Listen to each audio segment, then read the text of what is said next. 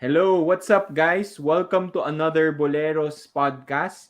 So we are on a UAAP break, pero that won't let we won't let that stop us from doing another podcast. So bakit nga ba tayo nag-UAAP break? Dun sa mga hindi nakakaalam, kaya tayo may break ay dahil meron tayong currently Gilas competition in Jordan. Tama ba, Gab? Jordan, di ba? Yun yung Yeah, Jordan yung Jordan. home team. Okay, so may current Gilas competition tayo in Jordan. So No, UAAP but had they're to making take a stops. But they're making stops. I think they're playing in Jordan and then they're playing in Saudi Arabia. If I'm Saudi not Arabia. mistaken. Okay, see. So we had to take a break because they actually borrowed two UAAP players from us. Si Kwame and si what's his face? Kevin Kiambao, Kiambao. who Carl didn't play. Tamayo begged off. Oo nga, sayang. Carl Tamayo had to beg off due to injuries pero dahil doon, no, pag-uusapan natin ngayon ang recent victory ng Gilas sa Jordan, sa team ng Jordan. So we're going to talk more about Gilas today since naka UAAP break tayo and naka-break din si Maui. Pansin nyo, wala si Maui today. So it's just gonna be you and me, Gab. So, Gab, I think you saw the entire game. Ako, highlights lang napanood ko. I read about it. Let me know your thoughts. Ano tingin mong, what are your thoughts from the Gilas versus Jordan game? I'll do this in a ballers versus Boleros style. You want to do that. So I'm gonna go with my uh, first baller of the game. It has to be Scotty Thompson. I don't know. Well, you weren't able to watch it, Sam, but in that second half, Scotty Thompson was all over the place, as in all over the Mm-hmm. floor. Mm-hmm. In a good way. He was he was showing the Hinebra Scotty Thompson that everyone Right. loves. I think all of the Hinebra fans, all of the PBA fans know Scotty Thompson is a hustler. He grabs rebounds. He plays excellent ball pressure, man-to-man defense, and that's what you saw. Scotty Thompson was the point guard. They had no true point guard on that team except so Actually, yeah. nagulat ako sa lineup na yun. Parang I was talking to my dad. Sorry, masingit lang. No? I was talking to my dad. Sabi ko, ito may lineup nung Gilas. Parang wala silang true point guard. Sabi ko ganun. Parang si Scotty na yung pinaka point guard nila. But sige, go ahead. So that was a surprising move by the team. Pero, it worked, no? So, sige, go ahead, Gab. I thought he played very well as the starting point guard. I would actually lobby for him to play the point guard for the Gilas team for the rest of the qualifiers and even into the World Cup because he was amazing. He was getting his teammates involved. He was penetrating. He was patient. Something you don't see a lot from the previous Gilas point guards. Scotty Thompson was patient. He wasn't getting rattled by the taller players, by the ball pressure from Jordan. And grabe yung uh, offensive rebounding and even kahit yung defensive rebounding ni Scotty Thompson. Uh, on a Classic whole, Scotty. yes, on a whole other level. Didn't score a lot of points. I think he scored like 8 points. Something. But he Parang had 8 points, 13 rebounds. Tama ba yung 30 naalala ko? rebounds, 8 or 9 assists. They didn't mention how many steals, but I think he got around 2 or 3 steals. He was all over the floor contesting. He got a lot of open shots for the big men inside as well as from the perimeter. He was penetrating. Just give Scotty Thompson the the ball to play point guard throughout these qualifiers talaga and even into the World Cup because he was amazing. He did all of the little things and even the big things. He was frustrating all of the Jordan players. And yeah, I think that's a story in the second half, especially Scotty Thompson. He was great. He was great. It's so great.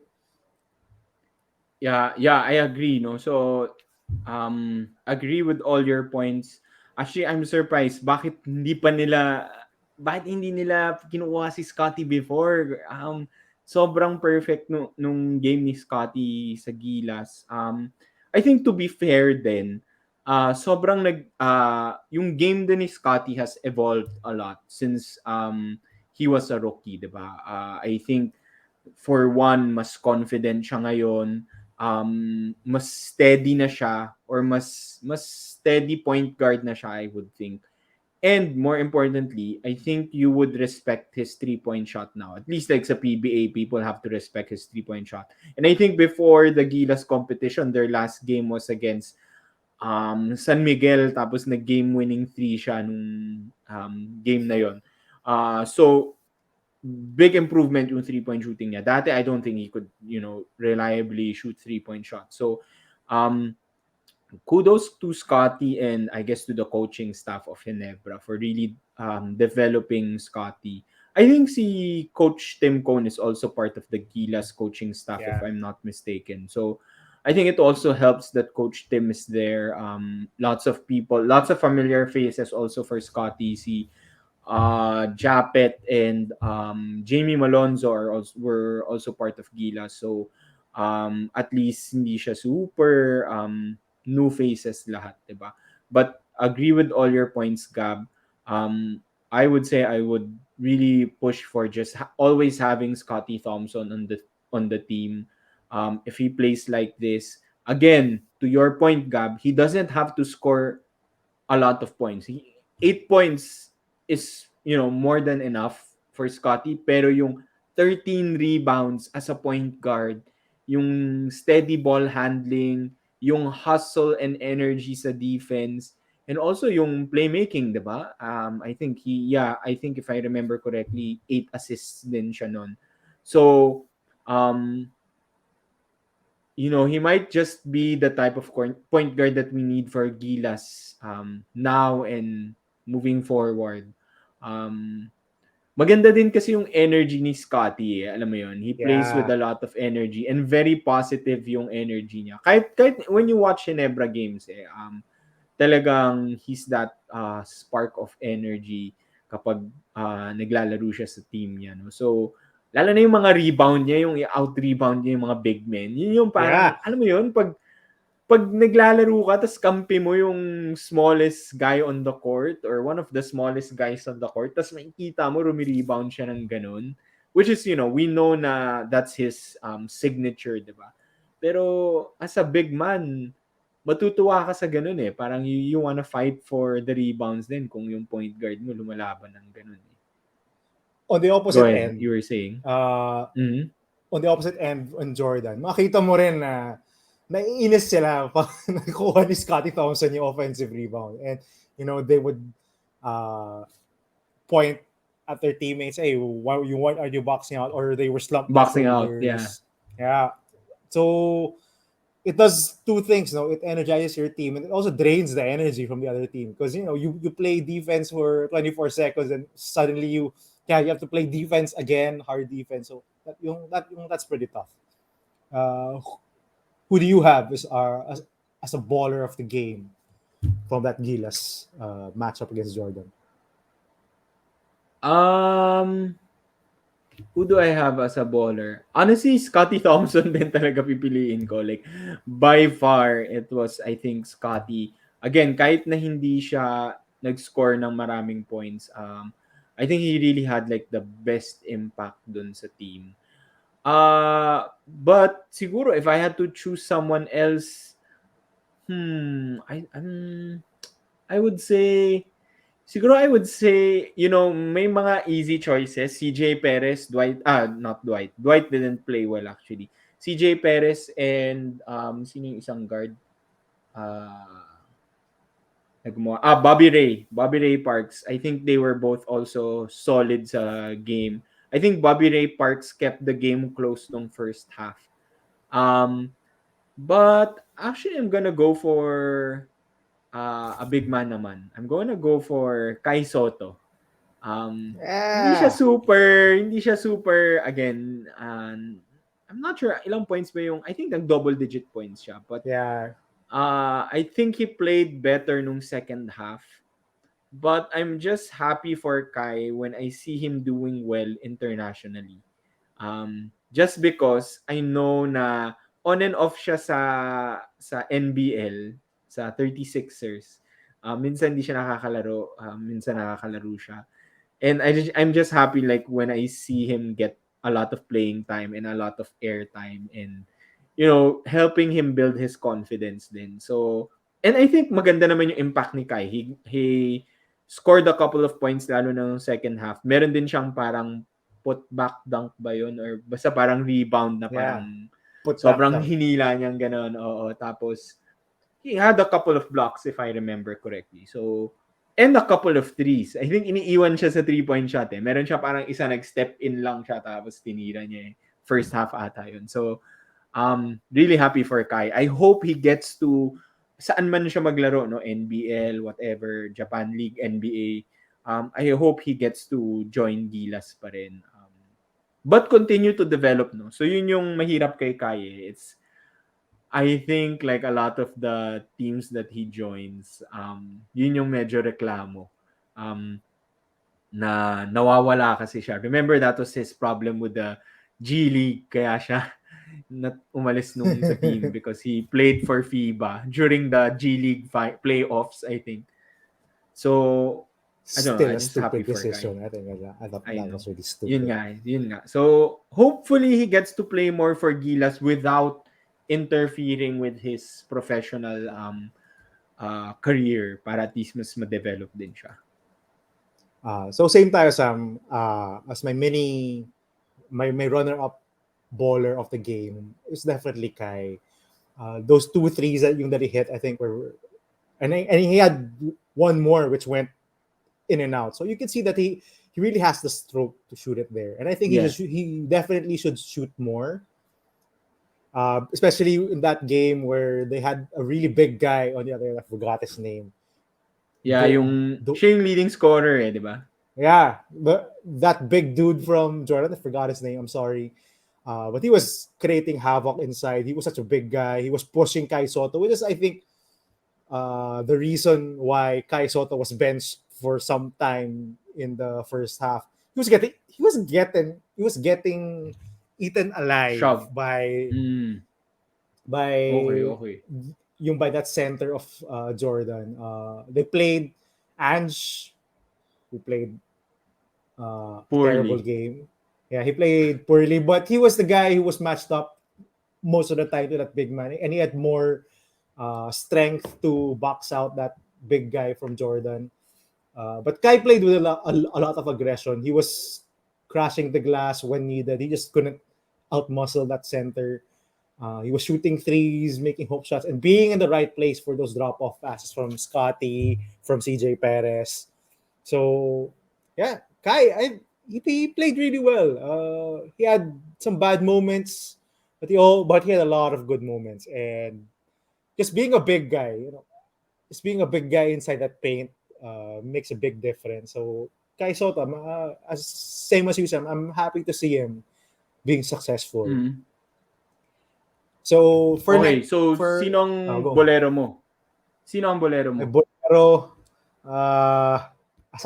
aside from Chot Reyes, it has to be Ange. I'm sorry, Ange, but he played like shit. He couldn't get anything going.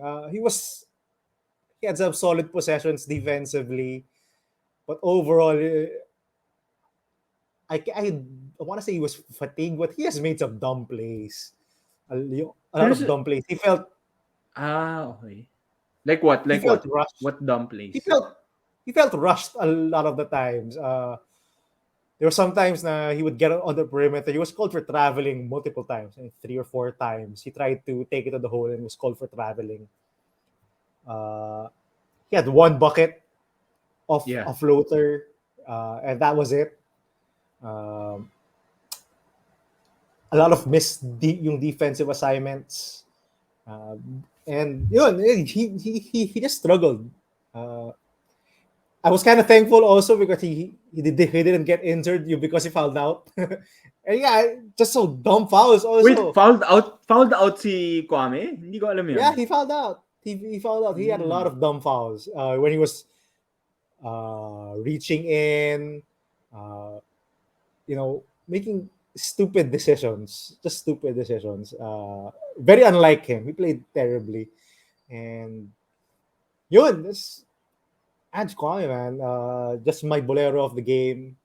Made a lot of dumb plays. Didn't show what he was capable of, because he's capable of a lot more than that. He should have more discipline, uh, and just not rush. Not rush. Ange, my bolero of the game. Okay, so Who do you but to have? be fair, 'di ba?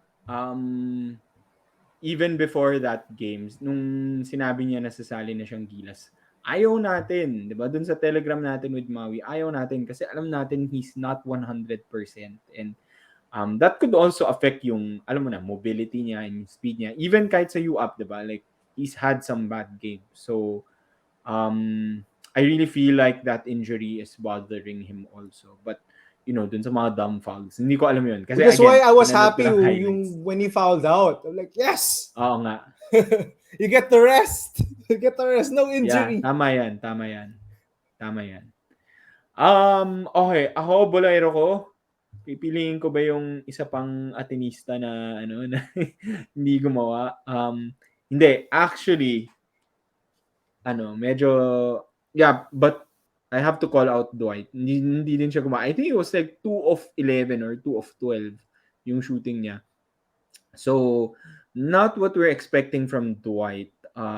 Pero I think he was also guarding the import of Jordan. So, Yeah. maybe napagod siya or that was a tough defensive assignment for him. So, I'll give him the benefit of the doubt. Okay, medyo weird yung bolero ko pero I'm gonna say ang bolero ko yung YouTube comment section. So agree naman tayo na Scotty was probably like the best player in that game, no? Kung bibigyan natin best player of the game award, pareho tayo bibigay natin kay Scotty. Agree, and we both agree, we both want to see Scotty play for Gilas more often, if not all the time. Kasi he seems like a good point guard for Gilas. And I think everyone in the comment section also agreed na dapat nandyan si Scotty, dapat pinapalaro. Pero ang nakita ko, may isang thread sa comment section, na growing thread of Gilas fans, na sabi nila, dapat si Scotty, wag na yung mga Ravenna na yan na walang kwenta. Bano, mga Ravenna bros. May tawag sila I forget what they called them, but they were calling them names. So, yun yung sa akin, yung comment section. Kasi, hindi naman sa Stupid. homer, Stupid. homer ako pero I think it's just to say na parang dapat si Scotty and dapat tanggalin na yung dalawang Ravenas. Parang that's not fair. Kasi I think si Kiefer naturally, neither of the two are natural point guards. Si Kiefer yung madalas pinapa-point guard, but naturally he's more of a shooting guard, 'di ba? It is wrong. He's more of It's a wrong a position for Kiefer. Wrong position for him. exactly, 'di ba? And I think it was you who commented when we did our Ateneo draft Yeah. na sometimes Kiefer just passes too much or play makes too much. But I think that one of the reasons why sa Gilas, sabi mo, and I think one of the reasons why is because he's being asked to play the point guard, which is not really his position. So I think what I would say is I would actually want to see Scotty play with the Ravenas. At least, maybe Kiefer can play more his natural position. Tapos yun naman si 30, ah hindi ko alam ba't nila in-expect na maging point guard si 30. Like, never naman naging point guard si 30. 30's there for his multi-talented, diba? He can play multiple positions or do multiple things at once. So, I would still love to see 30 there in Gilas. Do you have any ideas or insights as to why si 30 yung tinanggal nila? No, it's a 13-man lineup, Sam. I think they're just saving 30 for the Monday for the Monday matchup. So Okay. they've done this Akala ko may before. injury or something. No, Wala naman. he was there on the bench. He was walking Okay. fine. I just think they decided to play someone else and have the 13th man sit this game out. So, although I do have my mini bolero of the game, Go. I don't understand why Jamie Malonzo is on this Philippine team, on any version of it. I get it. He's long, he's athletic. Bakit? Oh, He just athletic, can't do six anything. seven. He can't shoot. He can't shoot. Yes, he's athletic, May and, decent and shooting we're naman siya. Baka malas no, lang he siya. did. Minsan. Sam, he can't. He's not a threat. He's not a threat. You rather He's have. not a I'd threat. rather He's have not a threat. Chotres play more of Calvin Oftana than uh, than Jamie Malonzo. His energy was good. We get Yeah. yeah. Energy guy. His energy was good, but we get a lot. How do we say it? We get We get blinded by his fancy athleticism where he Dunks. goes up for dunks. Yeah, Gilas. Woo! I just think there are better players out there, especially in this dribble drive offense. You need consistent shooting. The only guy who was consistently shooting in that game was Bobby Ray Parks. Bobby We Ray. didn't see much of Calvin Oftana. Weird because he's Chotres's player. Just trade it for him. I would have thought you played yung How Calvin big Oftana is more. Oftana? Like, Would I you don't know, know? 6'4", 6'5"? Yeah, baka Something like that. undersized siya eh. 6'7" kasi si Yeah, but he plays Malonzo the eh. wing and he can shoot. He shoots better Yeah. than Malonzo. Shooter. Yeah, shooter to si Yeah, so Oftana, yeah. I don't understand. He plays the three most of the time because we played two bigs most of the time in Yeah, yeah. that game. So he played the three, and he doesn't shoot it well enough for him to garner a spot in the rotation. I don't believe so. I would have loved to see more Kevin Kiambao at his Actually, I was spot. gonna say, baka Kiambao na lang. Yeah, Would you Kevin say Kiambao. Kiambao na lang? He shoots it better. He's not as athletic as Jamie Malonzo. And it's not like Jamie Malonzo is a lockdown defender. He's not. He just jumps high and dunks. Hater ka, porkit la sa lista. Ay, hindi naman, pare. Pero, yun lang eh. I just don't think he brings much to the table. Especially in an offense that relies a lot on shooting. Diba? The dribble drive offense needs shooters. Actually, let's just scrap it. I'm gonna comment on the dribble drive offense later. But yeah, I don't understand why Jamie Malonzo is on this pool. I think you could get yung better players even from the UAAP and even from the PBA. There are a lot of better players who are more consistent shooters. You need a lot of shooting. In the international game, you need shooting. And Jamie Malonzo is not a shooter. I don't understand why he's there. Oh. What do you Okay, have to say? sige. I don't know. Ako, well, alam mo yung sinasabi nila, Gab, you can't teach height. Malaki si Jamie eh. Athletic. I understand kung ba't siya nandyan. Maybe kung merong mas if available si Tamayo, I would rather have Tamayo there, but he's not. So, might as well Jamie Malone. That's fine with me. Sa akin, okay lang. Okay lang. I mean, not a fan.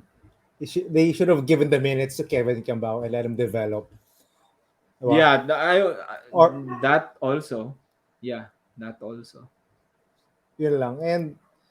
And another mini bolero, I've mentioned it previously, is really Chotres. The offense is just there are times talaga that nothing is happening.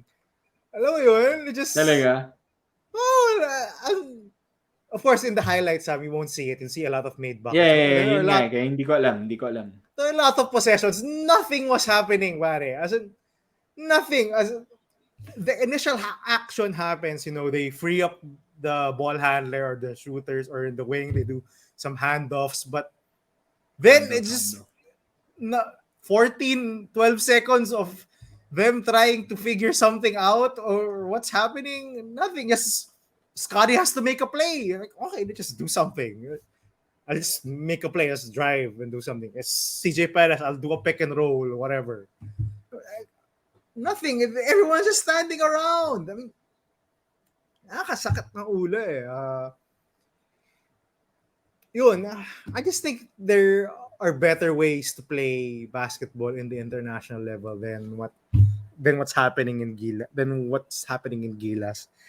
Uh, a lot of breakdowns also defensively. We talked about this before. Chotre is not a defensive coach, and it kind of shows. There were a lot of swerte tayo na di pumapasok masyado yung 3-point shots ng Jordan. I think no last time we played Jordan, we lost, di ba? We lost the last time we played Jordan. Talaga? Hindi ko maalala eh. I Jordan ba forgot. yun? I do remember we did, and you know their perimeter shots went in, and now they don't. And that last game they didn't. So the rotations are weird. The defensive rotations are weird. I don't think we're if we play like this, I don't think we're gonna win any game in the World Cup. Honestly, I don't think we're gonna win a single game. It's just sad. It's just sad. Okay, sige. Question for you though. Let's say wala na, out na si Tab, 'di ba? Pero if you had to pick another coach for Gilas, sino sa tingin na locally available? Who would you pick as like a coach for Gilas long term? Long term. Hmm. I think I've answered this before, no? Or I don't know if we talked about it offline. I would love to see I think so. Alden Ayo coach this team. Who's doing well sa PBA right now? Yeah, who's doing well sa PBA, or even Topex Robinson. Okay. Or Golden Monteverde, one of the Okay. Coach Gold was already an assistant coach in the last window. So one of those three, man. I think they're modern coaches. They do a lot of modern offensive schemes and defensive schemes, and I think they could resonate well with the players. Players love young coaches now. From what I've seen in Phoenix and in Converge, they love playing for both of those coaches.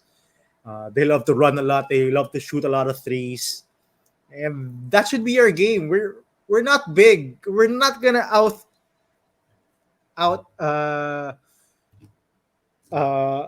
be more athletic, than other countries. When we face those European countries, people are not gonna be able to drive against them. Let's be honest, diba?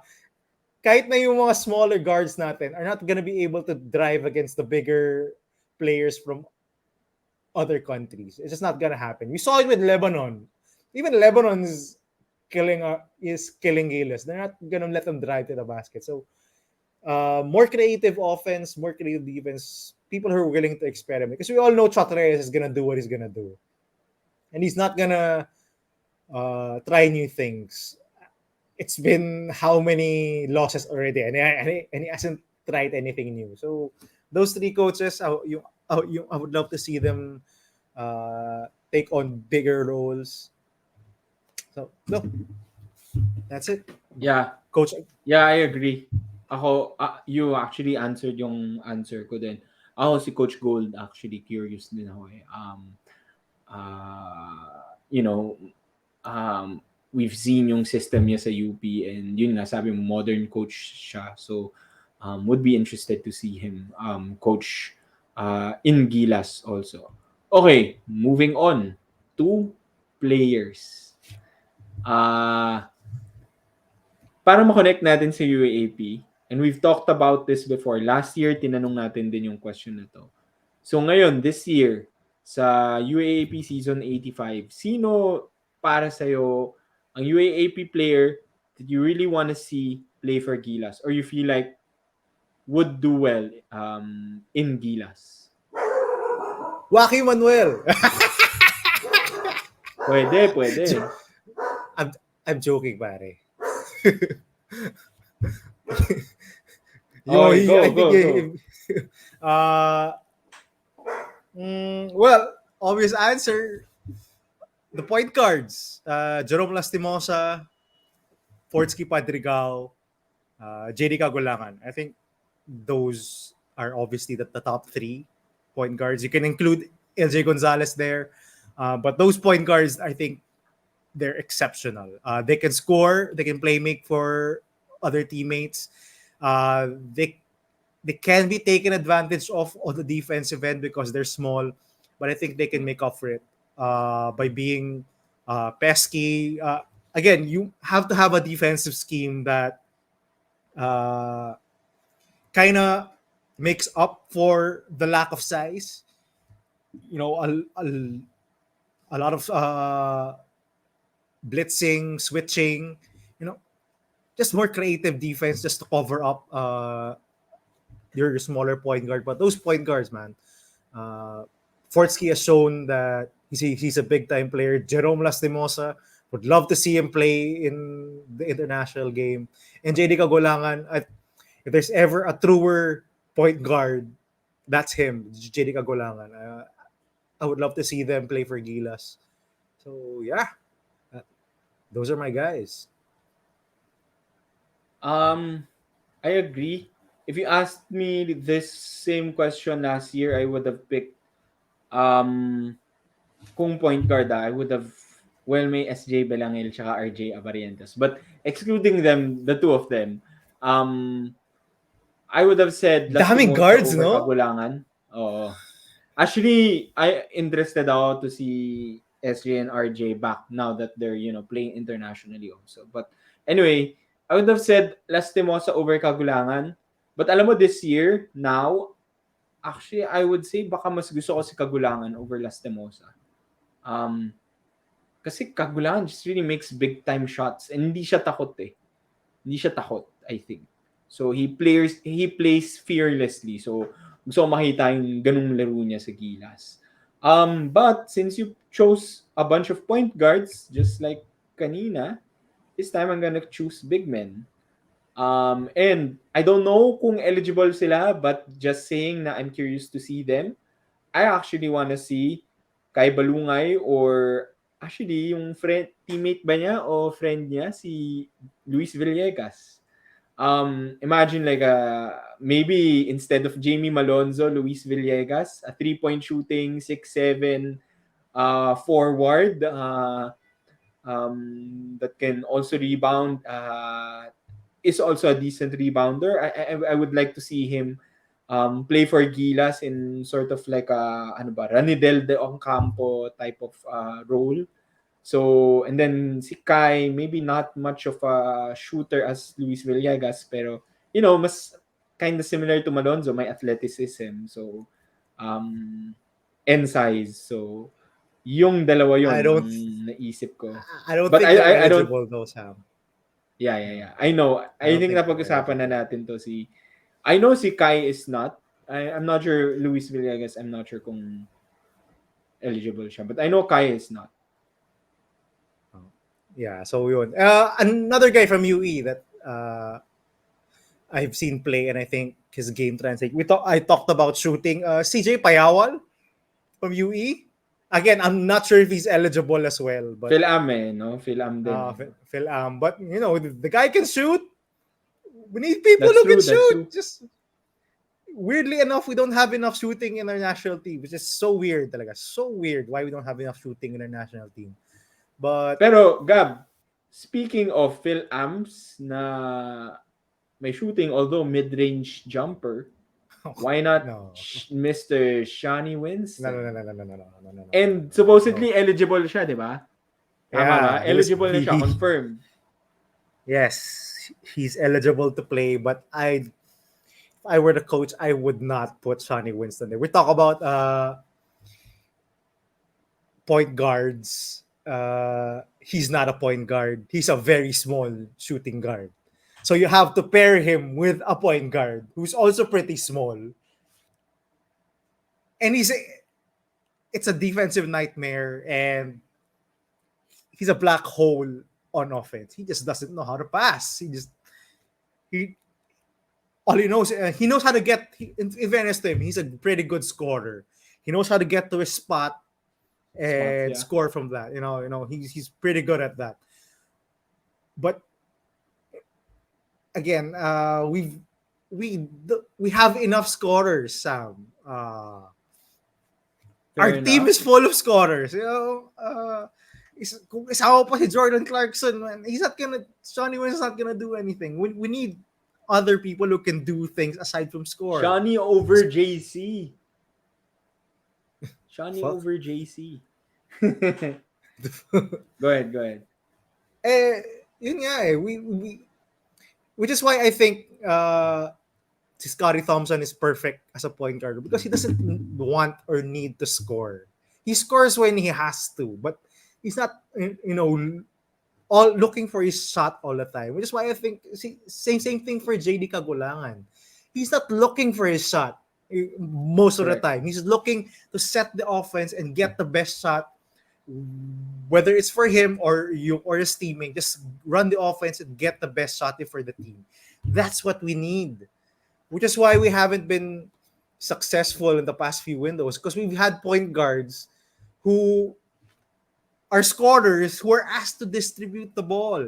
You know, we were successful when it was Matt Nieto running the point. Remember, we were very successful because he's not looking to score. He's looking to get the best shot, which is pretty different, very different from looking to score.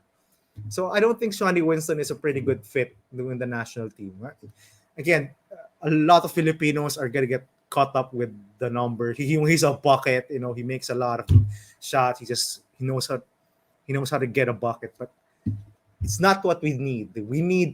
It's not what Gilas needs. Yung Okay. na-trigger mo ako, tangina. alam ko, alam ko. Alam kong triggered ka doon. That's why I said the trigger word. Okay. 35 minutes in. Do you want to talk anything else about Gilas, that Gilas game, or are you good? Uh, I'm good. The big men played well, just except for Ange. I think Poi generally played well, except for some dumb mistakes. But Poi is Poi. He's Chotre's guy. But overall, I think Japet. we played well. Yeah, Japet played well. Kai, sino ba? Yun nga. Just get more shooting. Ako si Kai, stand Shoot there at the away. 3-point line. Yeah, shoot away. By the way, just to call out, I just realized, atinista pala lahat ng big men, no? Kai, Poi, Japet, Ange. Oo nga, no? No? Grabe. Yeah! Grabe. Anyway, that's it. That's it for us. May isa pa silang game against Saudi Arabia on Monday, 12 Yeah, midnight. Tama we ba don't yun, need to Gab? talk about that. Yeah, Okay, we yeah. don't need to talk about that. So, yeah, may isa pa silang game. If you wanna watch the Gilas team, watch them on Monday, 12 midnight. But I think when we return next weekend, I think may games na ba nun? Meron na. There will be Meron na, games. right? I think there's a Okay, so Thursday quadruple header in Smart oh, Araneta okay. So competition. Thursday siya. Okay, there we go. So the next time you see us, hopefully we'll have Maui back, and definitely we'll have the UAAP back. So we'll talk more about the UAAP when we get back next week. Bye guys. See you. Ingat kayo.